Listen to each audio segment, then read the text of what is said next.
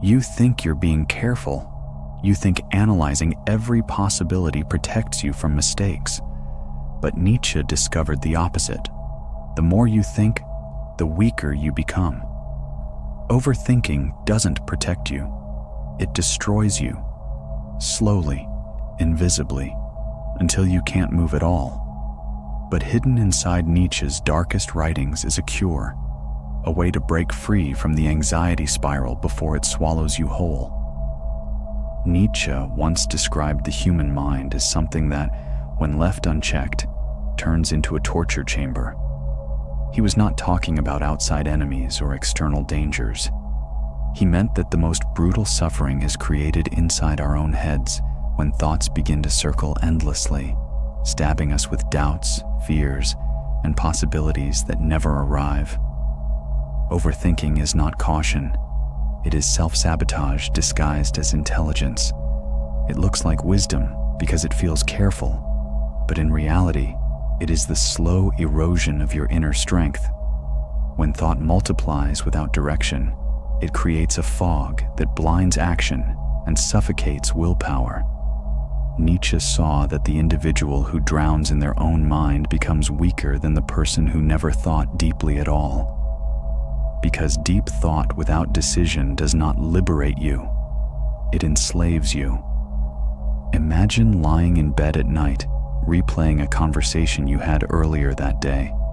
You said something ordinary, maybe even forgettable, but hours later your mind replays it like a broken record. Did you sound foolish? Did they misunderstand you?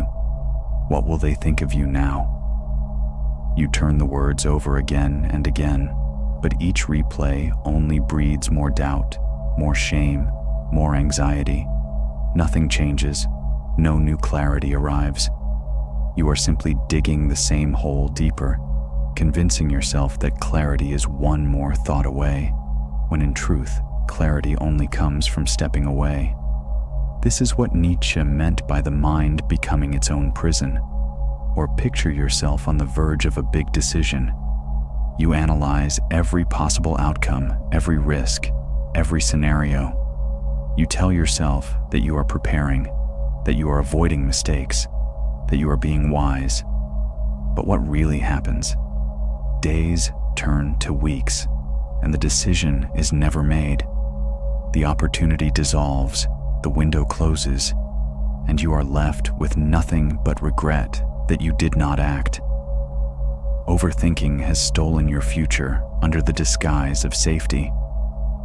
Nietzsche believed that reflection without courage is a sickness. The mind circles itself like a predator that feeds on its own body. The result is paralysis, the inability to move forward, the decay of vitality. Modern psychology now confirms what Nietzsche intuited more than a century ago. Anxiety thrives on loops of thought.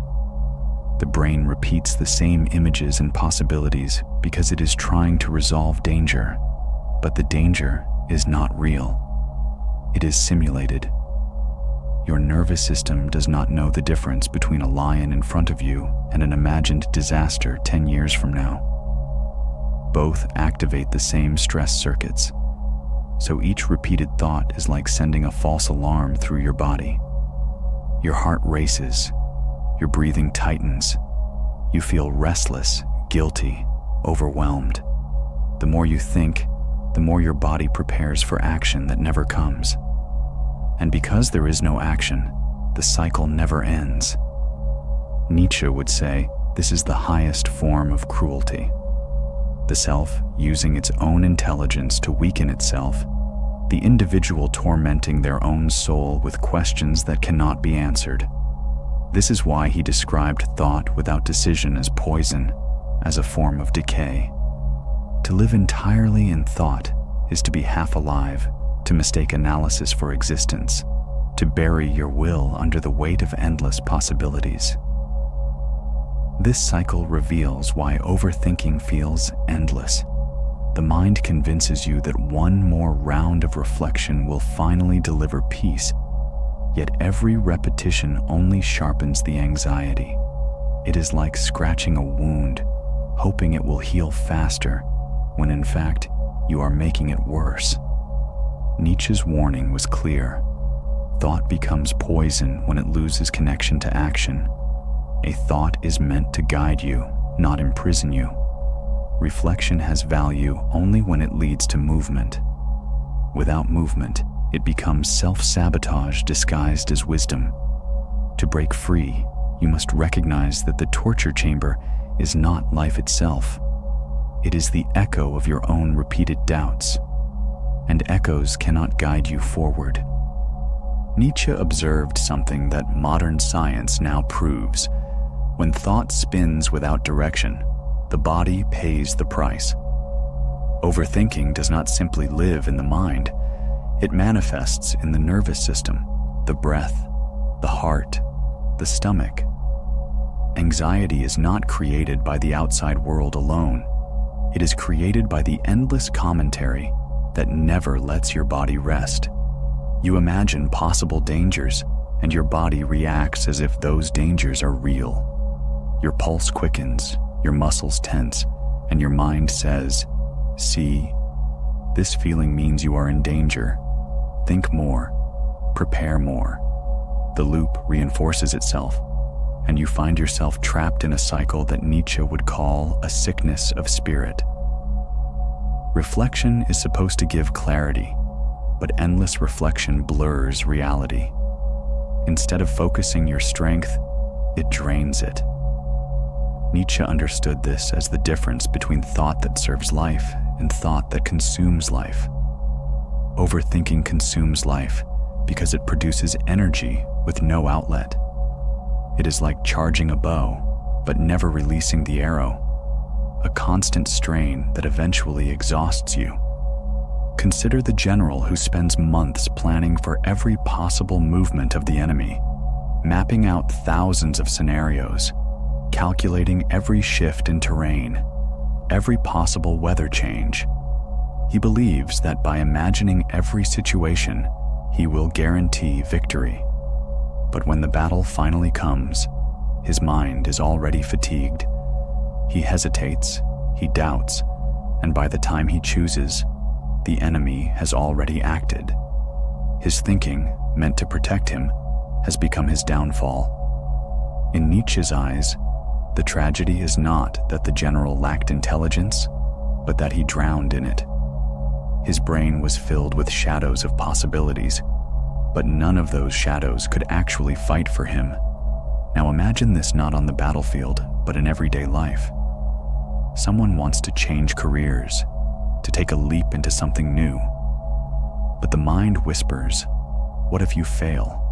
What if you embarrass yourself? What if you cannot recover? They begin to rehearse every possible outcome, weighing risks against rewards until months pass, then years. Opportunities dissolve, doors close, and life slips away under the heavy chains of what if. Nietzsche would say that this is how overthinking destroys vitality. It convinces you that you are preparing for life when in fact you are postponing it until it no longer exists. Anxiety thrives in this state because the nervous system is tricked into believing that danger is constant. There is always one more scenario to imagine, one more angle to analyze, one more possibility to fear. Modern psychology confirms this mechanism. Studies show that repeated rumination activates the same stress circuits as real threats. Each imagined outcome feels real to your body, and so your body reacts as though you are under attack. This is why overthinking leaves you drained. You are not battling one danger. You are battling 1,000 phantoms, and the war never ends. Nietzsche's insight was that thought without action is not neutral. It is corrosive. Every moment spent spinning possibilities without deciding weakens your ability to decide at all. You become so accustomed to the loop that action feels impossible. This is paralysis disguised as prudence. It is what he meant when he said that the thinker without courage is like a poisoned well, water that no one can drink. The cruel part of this cycle is that anxiety feels like proof you must think more. You sense the tension in your chest, the unease in your stomach, the racing thoughts, and you conclude that you have not yet solved the problem. So you dig deeper into reflection, believing the next thought will finally release you. But the loop only tightens. Nietzsche would say that you are no longer using thought. Thought is using you. Your intelligence has turned against you and become a parasite, draining your vitality. The truth is that the nervous system cannot be calmed by more analysis. It can only be calmed by decision, by movement, by giving the stored energy somewhere to go. Action releases the pressure that thought builds. Even a small choice, even an imperfect step, tells the body the danger is being handled. Without this release, the mind convinces the body that the threat is eternal. That is why overthinking creates anxiety. It multiplies threats without resolution, activating the alarms of your biology again and again. Nietzsche saw this as the most dangerous illusion of modern life, mistaking endless reflection for wisdom when in reality it is simply a cage. Nietzsche warned that too much freedom without direction becomes chaos, and nowhere is this more destructive than in the modern mind filled with infinite choices. To him, possibilities were not always blessings. They could also be chains, because when everything seems possible, nothing feels certain enough to pursue. The person who stands before 1,000 open doors often ends up stepping through none of them. This is the trap of infinite possibilities, and it is the natural breeding ground of overthinking. Imagine someone who constantly asks themselves if they have chosen the right career, the right partner, the right timing, the right place to live. They research endlessly, they calculate, they compare, they postpone. Every choice feels like betrayal of the other choices. Every decision feels like a narrowing of life, so they wait, hoping for a perfect moment when clarity arrives. But as Nietzsche pointed out, that moment never comes. By demanding certainty in a world that offers none, they trap themselves in hesitation, and hesitation gradually robs them of courage. The irony is that while they protect themselves from making the wrong choice, time quietly makes the choice for them. Years pass, and the possibility that once burned with urgency fades into memory. What looked like safety was actually loss disguised as caution.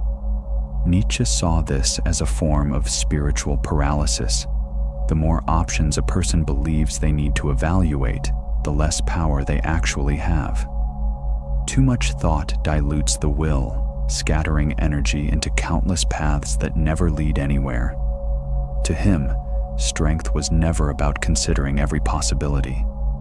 Strength was about narrowing your gaze, choosing, and creating value out of the choice itself. Without this, a person is condemned to live as a spectator of their own life, standing in front of infinite doors while never stepping inside. Think of the man who spends decades waiting for the perfect career move. He wants security, passion, prestige, and perfect timing, so he rejects every opportunity that lacks even one of those elements. Eventually, he realizes that the chance to create meaning has slipped away while he was calculating. His tragedy is not that he made the wrong choice, but that he made no choice at all. Nietzsche would argue that this is the true danger of overthinking. It deceives you into believing that caution equals control, when in truth, it equals surrender. Anxiety thrives in this space of endless delay because your mind keeps scanning possibilities without ever closing one. Each door that remains open is another burden on your energy, another whisper of doubt, another echo reminding you of what you have not done. The trap of infinite possibilities is not solved by perfect knowledge. It is solved by courage. Nietzsche believed that once you choose, even if imperfectly, the world reshapes itself around your decision. Until then, you remain suspended, paralyzed, living everywhere and nowhere at once. And this paralysis is exactly what overthinking feeds on, turning freedom into a prison. Nietzsche believed that the antidote to overthinking was not found in more knowledge, but in power. He called it the will to power. And though the phrase has often been misunderstood, in its essence, it means the inner drive to create, to act, to shape life rather than be shaped by it. Where overthinking chains the mind to endless possibilities, the will to power cuts through uncertainty with decision. To Nietzsche, life itself is will in motion, a current of energy that demands direction. When you withhold that direction and remain lost in thought, the current turns against you. It creates anxiety, self-doubt, paralysis. But when you channel it into action, even imperfect action, it transforms into strength. Overthinking convinces you that one more calculation will bring safety. The will to power teaches you that safety is an illusion and that only action makes you alive. Consider Nietzsche's own life. He was plagued by illness, migraines that blinded him, isolation that left him friendless, and criticism that made him a target of ridicule. Yet despite this, he wrote feverishly, pouring his strength into books that he knew could be rejected, misunderstood, or ignored. He did not wait for perfect health, perfect timing, or perfect approval. He acted. Each book was a risk, each page a confrontation with doubt, and though his work was not celebrated in his lifetime, it eventually shaped the future of philosophy and psychology. Nietzsche embodied the cure he prescribed. He refused to let overthinking silence him. Instead, he turned his suffering into creation, his doubt into discipline, his isolation into clarity. This was will to power, not as domination of others, but as mastery of the self. Modern psychology echoes this idea in simpler terms. Action breaks anxiety. When you do something, however small, your body recognizes resolution. Energy is released, the loop closes, and clarity emerges not before action, but through it. Nietzsche saw this truth long before research confirmed it. He believed that the only way to escape the torture chamber of overthinking was to embrace risk, to move even when the outcome was uncertain. For him, uncertainty was not a curse. It was proof you were alive. Overthinking tries to erase uncertainty by imagining every possibility, but this attempt kills vitality. The will to power accepts uncertainty and moves anyway. That is why Nietzsche considered action to be more sacred than thought. Thought can guide you, but only action transforms you. Imagine an artist frozen by perfectionism, sketching the same idea 1,000 times in their head, never daring to put paint to canvas. They live with the illusion that one more mental rehearsal will prepare them for the perfect creation. But the masterpiece will never come, because art exists only in the doing. Nietzsche would say that their overthinking has robbed them of life. But if they take the brush and begin, even imperfectly, they will find the path forward through action itself. This is the essence of will to power, to live as a creator rather than a spectator, to risk failure rather than be suffocated by imagined perfection. The will to power is not about controlling the outside world, but about reclaiming authority over your own mind. When you choose action, even in small ways, you send a message to yourself. I am not a prisoner of hesitation. I am the one who directs my life. Nietzsche taught that this inner command is what separates the strong from the broken. The strong are not those who never feel fear, but those who act in spite of it. Each choice, each step, no matter how uncertain, strengthens the will, while every delay feeds weakness. This is why he believed that mistakes are less dangerous than paralysis. You can learn from mistakes, you can grow from failure, but you cannot grow from endless imagining. Overthinking leaves you empty because it produces nothing, but action, even flawed, produces reality, and reality can be shaped, refined, and improved.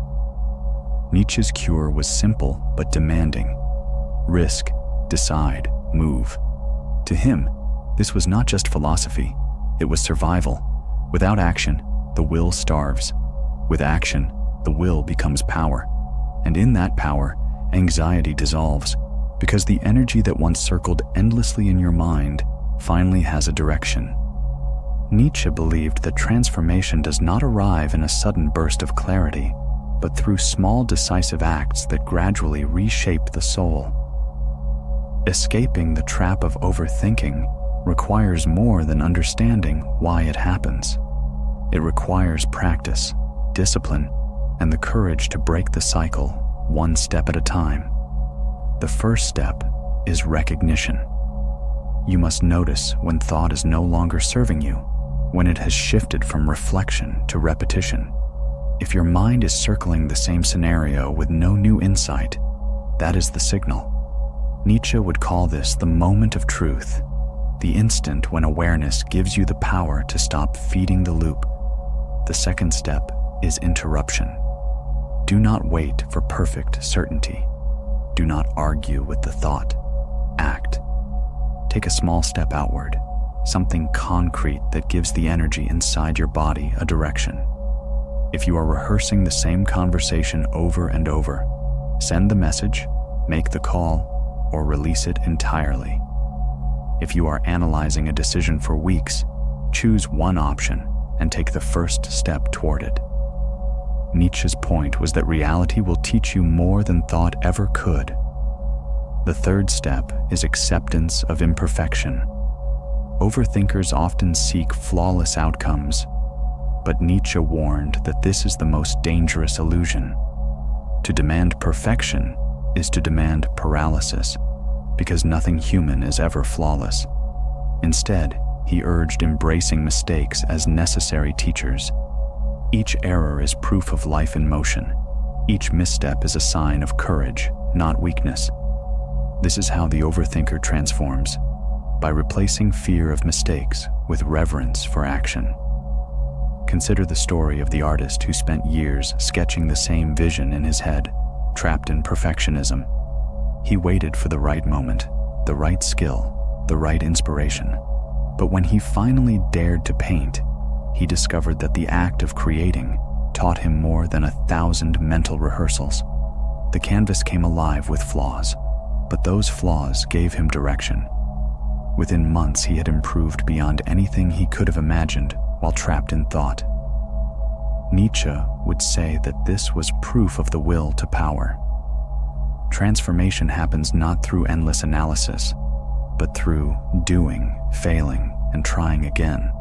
The overthinker becomes free, not by silencing thought entirely, but by mastering it, by turning it from a tormentor into a tool. This mastery is not found in control, but in courage. Every time you choose action over hesitation, you weaken the hold of the torture chamber. Every time you accept imperfection, you reclaim energy that was lost to anxiety. Slowly, the habit of paralysis is replaced by the habit of motion. And motion, Nietzsche insisted, is the essence of life. The overthinker's transformation is not dramatic. It is steady, cumulative, and profound. It begins with a single decision: to stop waiting for certainty and start living with risk. Once this choice is made, anxiety loses its throne. Thought becomes guidance, not a cage. And in that shift, the overthinker discovers freedom. Nietzsche believed that anxiety was not proof of weakness, but proof of unused energy. The same restless thoughts that torment you at night are signals of power with nowhere to go.